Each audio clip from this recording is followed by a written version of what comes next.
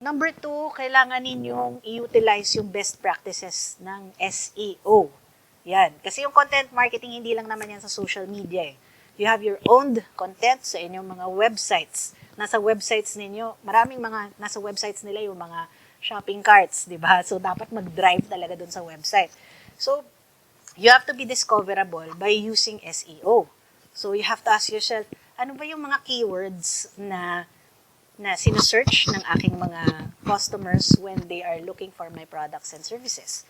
Are these keywords incorporated in your content? Gumagamit ka ba ng mga meta tags and mga snippets na pagka nag-search yung customers, pagka lumabas sa search results yung company niyo, yung snippet na one sentence lang, does it already say kung ano yung essence ng company ninyo?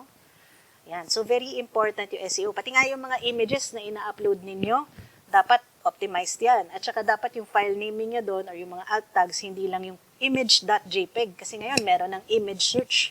Pag nag-image search, halimbawa, nag-search ako ng ulearn.